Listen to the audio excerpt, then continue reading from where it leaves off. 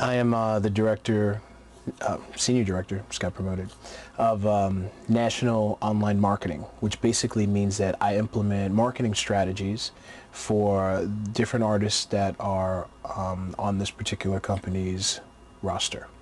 What I plan on doing is again, reaching the consumer, reaching a very specific targeted audience that's passionate about music, that's passionate about a particular type of music, and have them spread the word organically, like anyone would turn their friend on to music, and just try to do it, on a national scale for some of our developing acts, as well as some of our more established acts that may not have that much of a presence on the internet. So my basic function is to create awareness, create excitement, and create activity over the internet for our panel of artists. Well, like a lot of us here, and a lot of us in the industry, I am a musician myself, and I've chosen now to live vicariously through the successes of the artists that we promote. But when I was in school, I decided that I really wanted to go full steam ahead at trying to become a successful musician. And when you do that, a lot of times that will bring you across certain circles. And I came into the circle of the first record company that I was working for, who initially was looking at my band maybe for some potential deal down the line.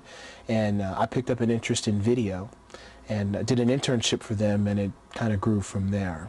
I was willing to do anything it took to get into the business, so I would work 12-hour days, sometimes even sleep there because I lived nowhere near the city at the time, just to try to help them realize their dreams and hopefully secure a position for myself. Your introduction into the music business generally starts in an administrative role, someone's assistant, maybe 2 or maybe 3 people's assistant. You don't really know. You just get in here and you see what tickles your fancy. It's very difficult at a young age to have an idea exactly what you want to do, but you do know what you're pretty good at. And I did know that I had a really good aptitude for technology, and video seemed to be the way to go to sort of push the limits of my knowledge and also to expand it. So I fell into that department and stuck with it.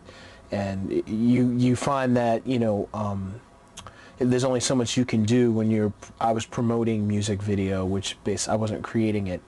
Well, when you do promotion, basically what you're doing is whatever it takes to get your music played.